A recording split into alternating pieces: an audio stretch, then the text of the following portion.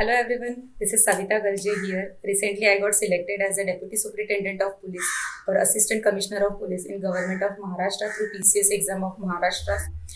So main audience of this lecture is an aspirant of PCS exam of Maharashtra. So for their better convenience, this video will be in Marathi language. If you don't understand any word of me or any statement of me, please mention it in comment box. I definitely reply to it.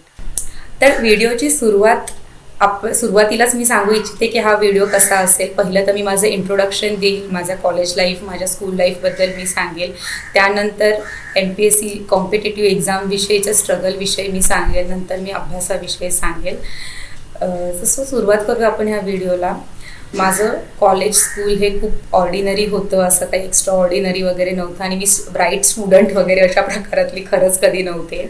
माझं 10वीपर्यंतचं education हे नवी मुंबईमधनं झालं आणि मी मराठी मीडियममधनंच माझं 10वीपर्यंतचं education केलं आहे. त्यानंतर 10वीनंतर जसं आपण सर्व एमलेस असतो त्या प्रकारामध्येच मी होते आणि सर्वजण सायन्स घेत आहेत किंवा सायन्समध्ये खूप स्कोप असतो, पुढे जाऊन खूप जॉबला वगैरे उपयोग येतो, ह्या उद्देशाने मी सायन्स घेतलं. दुसरा खरंच इथे काही उद्देश नव्हता की आपल्याला मेडिकल करायचं आहे किंवा दुसरं काही करायचं आहे. सो 11वी 12वी माझं सायन्स होतं. त्यानंतर मी मेडिकलसाठी महाराष्ट्र गव्हर्नमेंटची CETची एक्झाम दिली किंवा नीटची पण एक्झाम दिली, पण त्याच्यामध्ये माझा स्कोर तेवढा काही चांगला येत नव्हता आणि मला त्या एक्झाम परत रिपीट करायची इच्छा पण नव्हती. घरच्यांचा सर्वांचा फोर्स होता की तू त्या एक्झाम रिपीट कराव्यात किंवा चांगला स्कोर येईल नेक्स्ट वर्षी, पण मनातून ते वाटत नव्हतं की आपला चांगला स्कोर येईल, कारण की मला फिजिक्सची खूप भीती वाटायची आणि मला फिजिक्स खरंच जमत नव्हतं आणि ते अजून पण जमत नाही. त्याच्यामुळे मी ठरवलं की नाही, म्हणजे हे रिपीट करून खरंच काही उपयोग नाही आहे, तर कशाला उगाच घरच्यांच्या म्हणण्यासाठी किंवा स्वतःला मनातून फसवण्यासाठी त्या एक्झाम परत रिपीट करायच्या.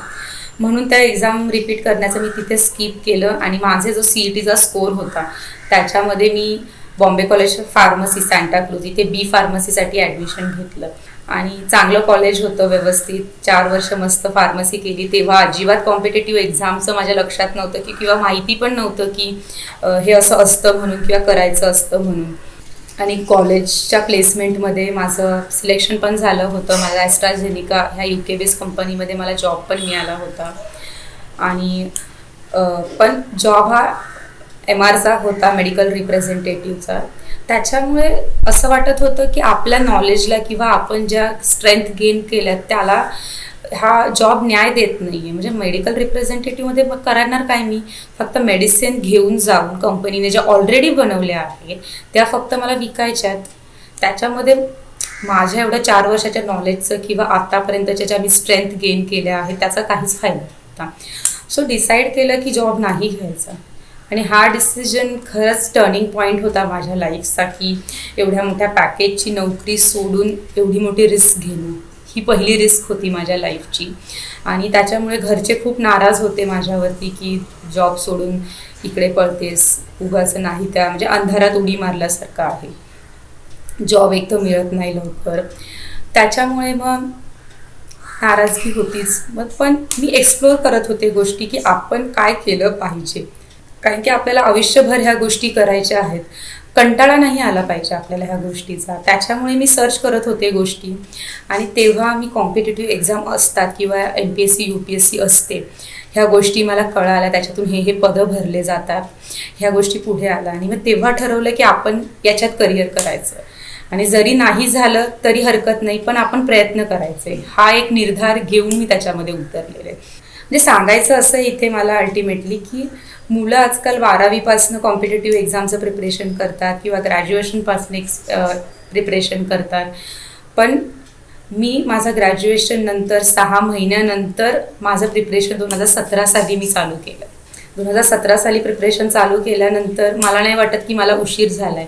मी माझं ग्रॅज्युएशन पण व्यवस्थित केलं. जर माझं इनकेस ह्या एक्झाममधून नाही झालं, काही मला सक्सेस नाही आलं, तर मी माझ्या ग्रॅज्युएशन बेसवरती मी परत जॉब पण करू शकते. म्हणजे मी माझं ग्रॅज्युएशन एवढं स्ट्रॉंग केलं की तो माझा प्लॅन B होऊन बसला आहे आणि डेफिनेटली सगळ्यांनी ग्रॅज्युएशन तशाच प्रकारे करावं.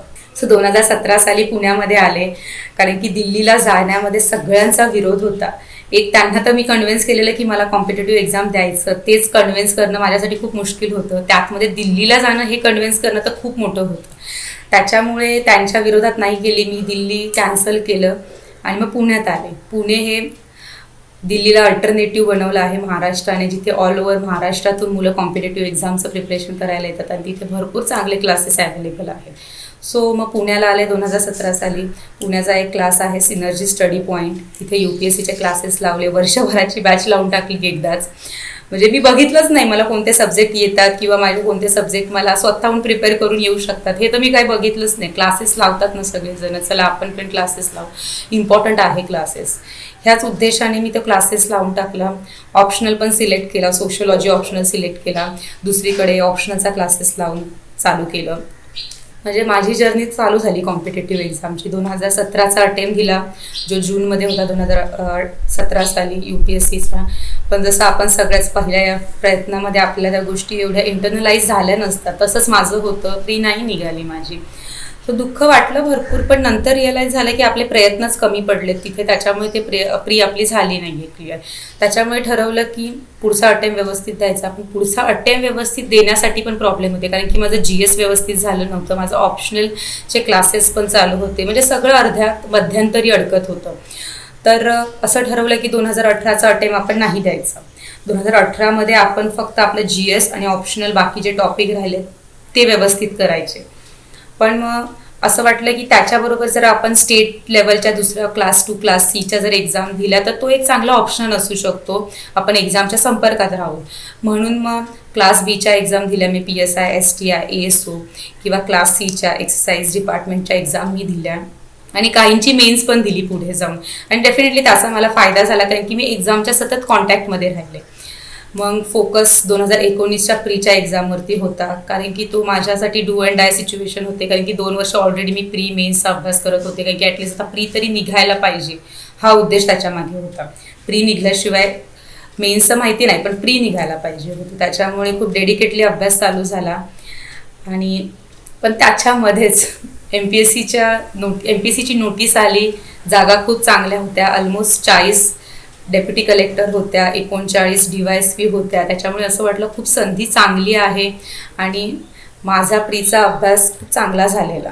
कमी झाला. MPSCच्या नोटिफिकेशनमध्ये जागा खूप चांगल्या होत्या, त्याच्यामुळे आपल्याकडे बॅकअप प्लॅन असावा किंवा एक जॉब सिक्युरिटी असावी, म्हणून मी हा MPSCचा अटेम्प्ट द्यायचं डिसाईड केलं.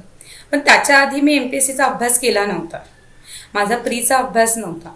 पण माझा UPSC प्रीचा अभ्यास एवढा मी चांगला केलेला की मला कॉन्फिडन्स होता की मी MPSCची प्री काढू शकते याच्यामधनं, UPSCच्या प्रीच्या अभ्यासावरती. आणि खरं तसंच झालं. 17 फेब्रुवारी 2019ला आमचं MPSCची प्रीची एक्झाम होती आणि दुसऱ्याच दिवशी मी माझा स्कोअर काढला आणि तो खरंच खूप छान होता. म्हणजे तेव्हा समजलं, जर तुमचा एका जरी एक्झामचा GSचा अभ्यास खूप स्ट्रॉंग झाला असेल तर तुम्ही दुसरा एक्झाम डेफिनेटली खूप चांगल्या देऊ शकता. सो त्याच्यामुळे मग MPSCची प्री दिली. माझी प्री क्लिअर झाली आणि MPSCसाठी अपियर करायचं होतं मेन्ससाठी. तर अभ्यास चालू केला. जसं मी आधी सांगितलं की आधी माझा UPSCचा फुल टाईम प्रिपरेशन चालू होता. MPSCचा कसलाच अभ्यास झाला नव्हता, ना ACAचा अभ्यास झाला होता MPSCचा, ना 4 पेपरपैकी कोणताच पेपरचा अभ्यास माझा झाला नव्हता. त्याच्यामुळे भीती खूप वाटत होती की ह्या 4 महिन्याचा पिरियड होता माझ्याकडे, त्याच्यामध्ये होईल का नाही होईल. पण माझ्या मनात एक होतं की रिस्क घ्यायची आपल्याला ह्या टाईमची, कारण की मी UPSCचा अभ्यास डावावरती लावलेला, मी UPSCचा अभ्यास तिथे थांबवलेला. मी डिसाईड केलेलं की नाही, MPSCच्या ह्या अटेम्प्टमधनं प्री काढायची असं डिसाईड केलेलं. सो माझा फोकस तेव्हा मी एकच ठरवला, मिनिमम रिसोर्सेस, मॅक्झिमम रिवाईज आणि मॅक्झिमम आउटपुट. त्याच्यामुळे रिसोर्सेस खूप कमी यूज केले. मी पहिलं तर असं केलं की MPSCचा जो सिलेबस आहे तो व्यवस्थित नीट बघून घेतला आणि त्यामध्ये UPSCचा सिलेबसचा कोणता पार्ट उपयोगी येईल आपण अभ्यास केलेला तो मी एक्स्ट्रॅक्ट करत गेले. जसं पेपर 3मध्ये GS 3मध्ये HRDचा पार्ट असतो, ह्युमन डेव्हलपमेंट, ह्युमन रिसोर्सेस. त्याच्यामध्ये वेगवेगळ्या स्कीम्स असतात, इंटरनॅशनल ऑर्गनायझेशनचा अभ्यास असतो. तर हे आपण UPSCमध्ये वाचलेलं होतं मी ऑलरेडी. तर मी UPSCच्या अभ्यासातून त्या नोट्स माझ्या एक्स्ट्रॅक्ट करत गेले आणि इकडे ठेवत गेले. नेक्स्ट एसेचा पण UPSCला एसे असतो, फक्त MPSCच्या एसेचा वर्ड्स लिमिट कमी असतं, UPSCचं मोठं असतं, पण एसेचे टॉपिक तेच असतात. मग एसेचं मटेरियल एक्स्ट्रॅक्ट केलं. त्यानंतर इकॉनॉमी इथे पण आहे, UPSC मध्ये पण आहे. त्याच्यामुळे इकॉनॉमिक्सच्या मी UPSCच्याच नोट्स इथे पण वापरल्या, ज्या सिमिलॅरिटी आहे. त्याच्यासाठी मी नवीन MPSCचं स्पेशल बुक म्हणून असं काही वापरलं नाही. परत जे जे इंडियन हिस्ट्री होती, मॉडर्न हिस्ट्री, त्याच्यासाठी पण मी UPSCचंच मटेरियल वापरलं. मी स्पेक्ट्रम वाचत होते, इथे पण मी स्पेक्ट्रमच वाचलं. त्याच्यामुळे ह्या गोष्टी केल्यामुळे माझा जो UPSCचा अभ्यास ऑलरेडी झालेला, त्याच्यामधून मी MPSCचा अभ्यास केला. त्याच्यामुळे माझा थोडं बर्डन कमी होत गेलं, नोटबुक्स कमी होत गेल्या. मी UPSCला स्कीमच्या असे चार्ट बनवून ठेवलेले, भरपूर सारे स्कीमचे, जसं घरकुल योजना असेल, त्याचा मी सुरुवातीपासून कोणकोणत्या योजना आल्या असं चार्ट फॉर्ममध्ये करून ठेवलेलं, आणि तेच मी पेपर 3मध्ये वापरलं. त्याच्यामुळे काम खूप कमी झालं आणि खूप इझी झालं काम. सो म्हणजे तुम्ही जर सायमल्टेनियसली PCSC एक्झाम आणि UPSC हे करत असाल तर ह्या गोष्टी तुम्ही करू शकता. सिलेबसमध्ये काय सिमिलॅरिटी आहेत हे तुम्ही बघू शकता.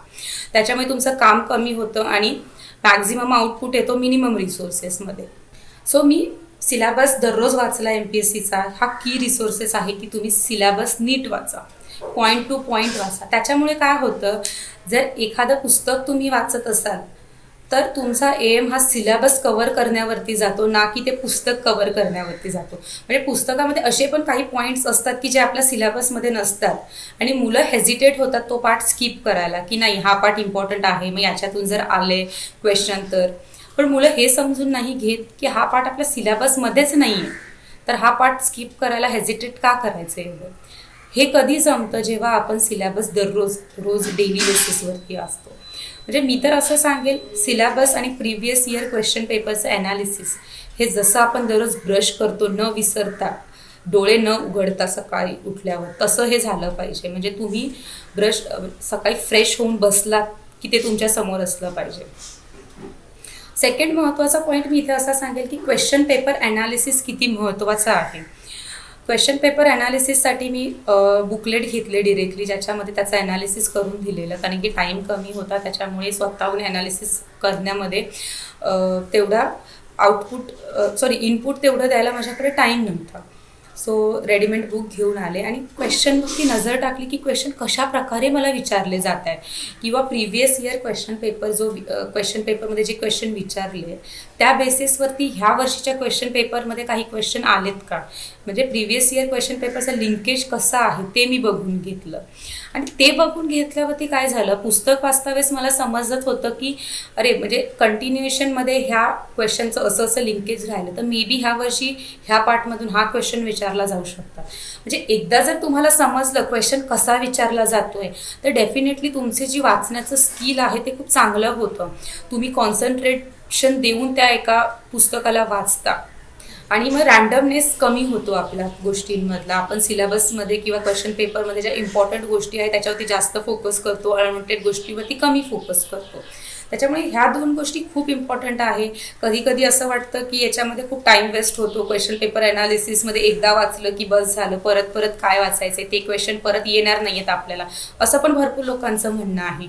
मान्य आहे ते क्वेश्चन परत येणार नाहीत, पण त्या क्वेश्चनचं लिंकेज डेफिनेटली इथे येतं.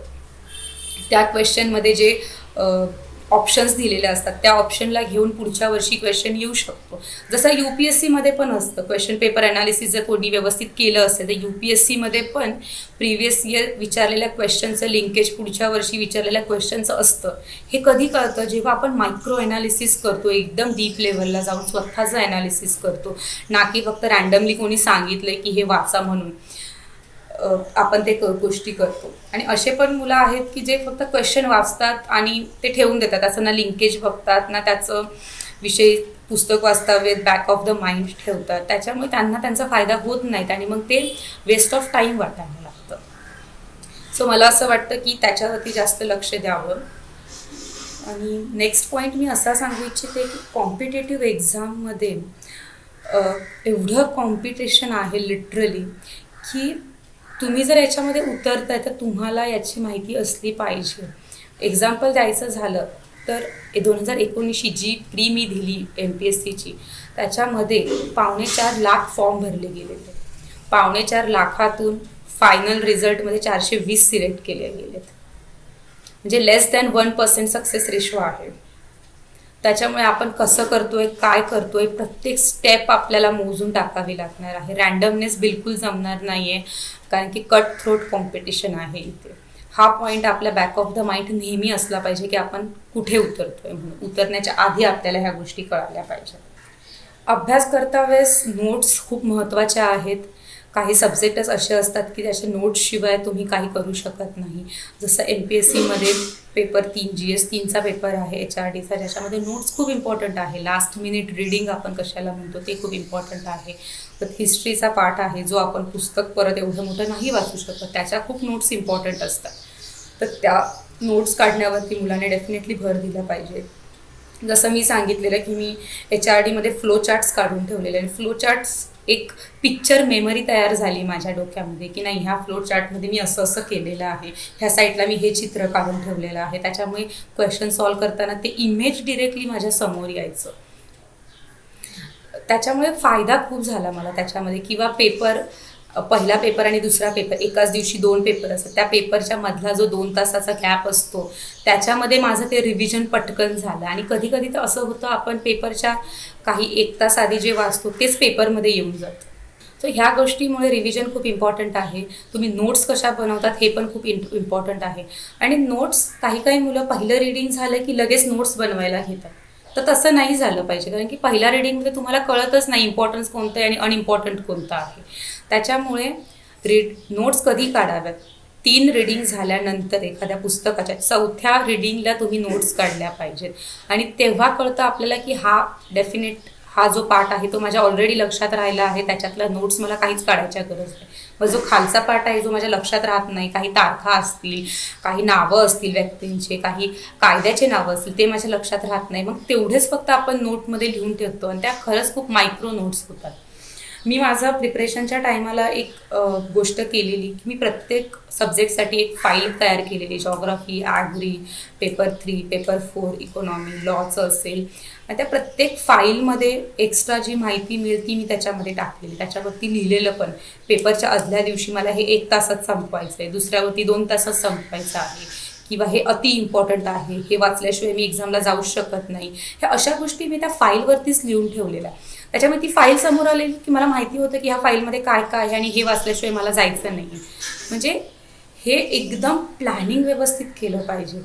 जसं आपण म्हणतो ना, if you fail to plan then it is plan to fail, त्या प्रकारे ह्या गोष्टी असतात. प्लॅनिंग एकदम मायक्रो लेवलवरती झालं पाहिजे. पुस्तकापासून, नोट्सपासून, एक्झामच्या हॉलमध्ये जाण्याच्या आधी काय वाचावं इथपर्यंत प्लॅनिंग असलं पाहिजे. कारण की जसं मी म्हटलं, कट थ्रोट कॉम्पिटिशन आहे ह्या क्षेत्रामध्ये.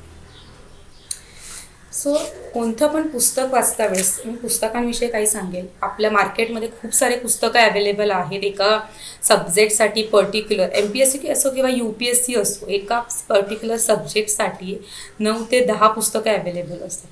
त्याच्यातून कोणतं सिलेक्ट करावं आणि कोणतं सिलेक्ट नाही करावं हे नक्कीच तुम्हाला कळालं पाहिजे जर तुम्ही ह्या क्षेत्रात उतरताय तर. नाही तर मुलं काय करतात की नाही, नवीन पुस्तक आले, याच्यात काहीतरी इम्पॉर्टन्स असतात, चला घेऊन जाऊया पुस्तकं. असं करून फक्त पुस्तकं पायलप होतात, डोक्यामध्ये काहीच जात नाही किंवा डोक्यामध्ये त्याच्यातला पार्टच नसतो. त्याच्यामुळे मिनिमम रिसोर्सेस ठेवा. सिलेबस कसा कव्हर होतो आहे त्याच्यावरती बघा. जर सिलेबस एका पुस्तकातनं कव्हर होतं तर दुसरं पुस्तक खरंच घ्यायची गरज आहे का हे स्वतःलाच विचारा. आणि मार्केटमध्ये जर एखादं नवीन पुस्तक आलं आहे तर ते तुमच्या ॲटलिस्ट 50% फ्रेंडने जोपर्यंत तुम्हाला रेफर करत नाही की हे पुस्तक घ्या, चांगलं आहे, तोपर्यंत त्या पुस्तकाकडे जाऊ नका.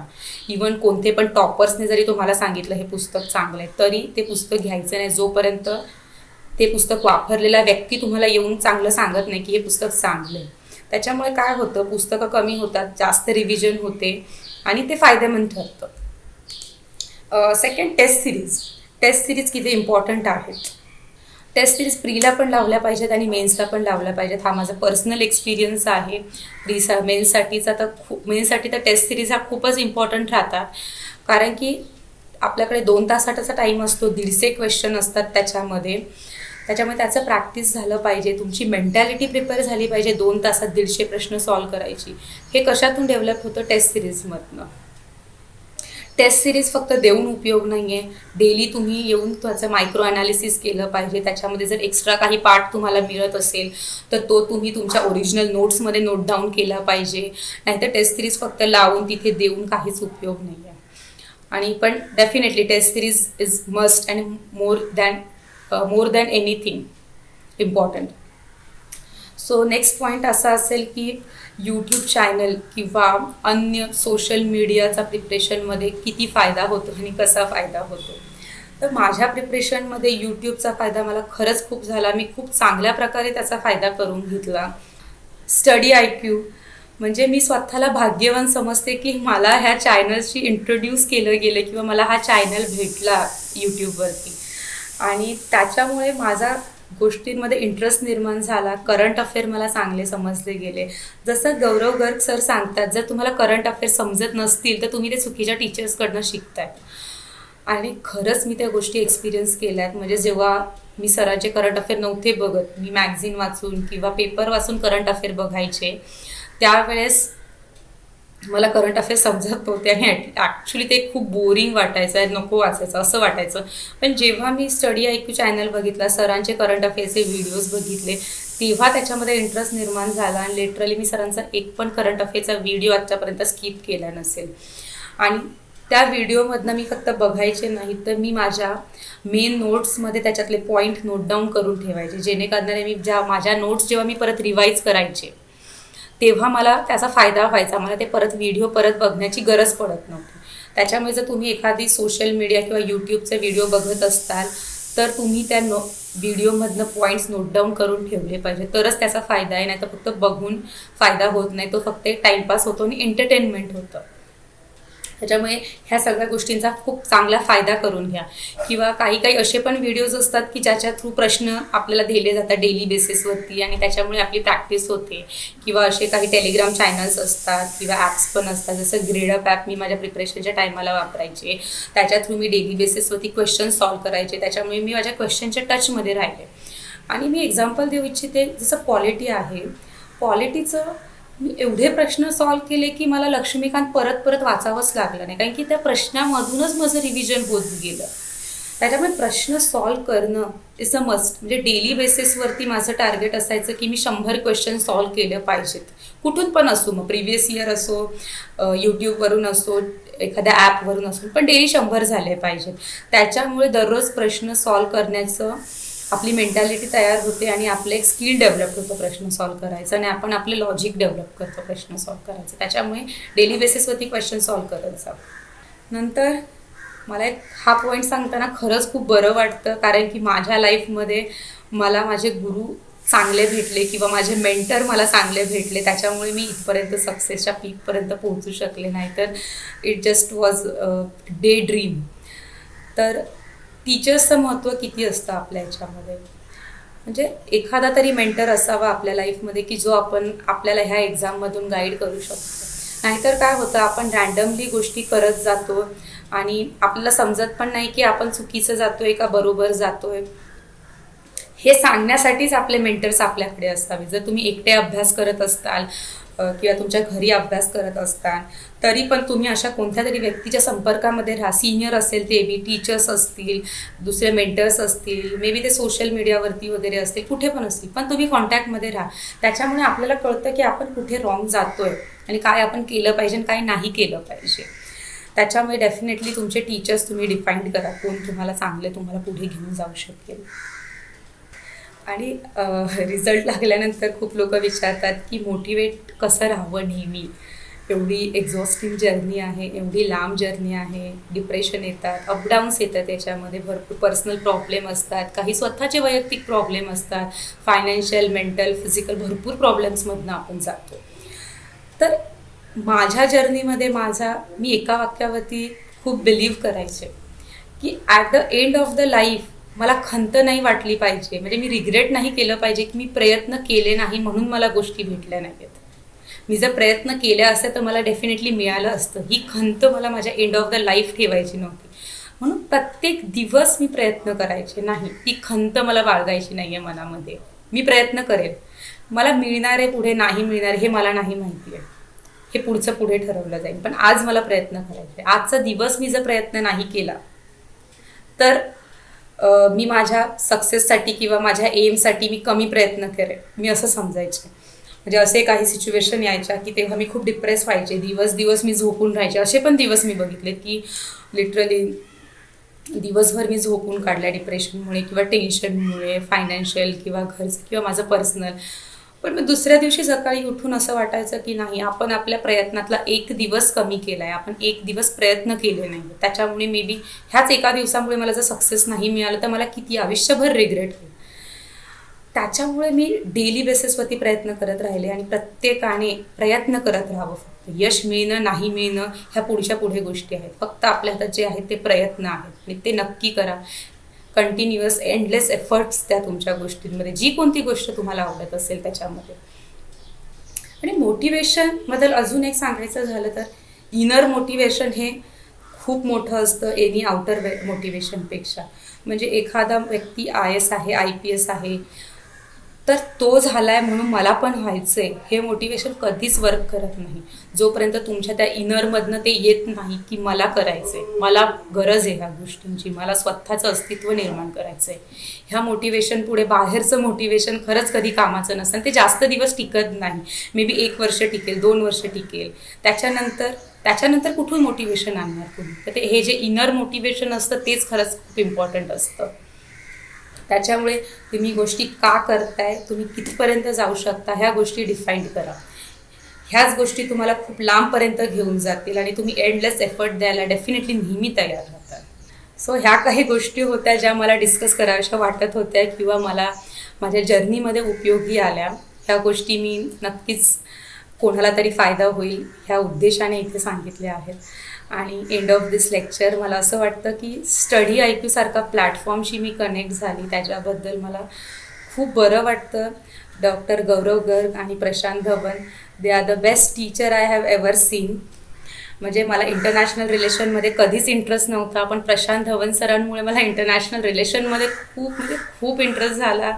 आणि मी खरं सांगायचं झालं तर माझा UPSCचा जेव्हा मी प्रेफरन्स भरेल तेव्हा माझं प्रेफरन्स पण मला इंडियन फॉरेन सर्व्हिस पहिला टाकायचा आहे. म्हणजे इथपर्यंत सरांच्या लेक्चर्सने मला इन्फ्लुअन्स केला आहे. आणि सरांनी स्टडी IQने एज्युकेशनमध्ये एक रिव्हॉल्युशन निर्माण केलं आहे. म्हणजे स्टडी IQ हा चॅनल फक्त कॉम्पिटिटिव्ह एक्झाम देणाऱ्या व्यक्तींसाठी नाही आहे, तर डेली बेसिसवरती नॉलेज गेन करणाऱ्या व्यक्तींसाठी हा एक प्लॅटफॉर्म निर्माण झाला आहे. म्हणजे माझ्या घरात पण कोरोनाच्या टाईममध्ये जेव्हा लॉकडाऊन होतं, आम्ही जास्त न्यूज बघण्यापेक्षा ह्या चॅनलवरती जे व्हिडिओ अपलोड व्हायचे त्याच्यातून आमचं डेली बेसिसचं करंट अफेअर्सचं नॉलेज आम्ही घ्यायचो. कारण की ट्रस्टवर्दी आहे. डेफिनेटली मीडियासारखे फेक नॉलेज पसरवण्याची सरांना काहीच गरज नाही आहे. त्याच्यामुळे जे खरं आहे ते सरांनी मांडलं. आणि डेफिनेटली असे शिक्षक जर शाळेपासून मिळाले असते तर आज मी काहीतरी वेगळी असू शकत होती. पण ठीक आहे, उशिरा का असाही, पण हे टीचर्स माझ्या जीवनामध्ये आले, इनडिरेक्टली आले. माझा त्यांच्याशी पर्सनली कधीच कॉन्टॅक्ट नव्हता रिझल्ट लागेपर्यंत, पण त्यांनी इनडायरेक्टली खूप विद्यार्थ्यांना घडवलं आहे.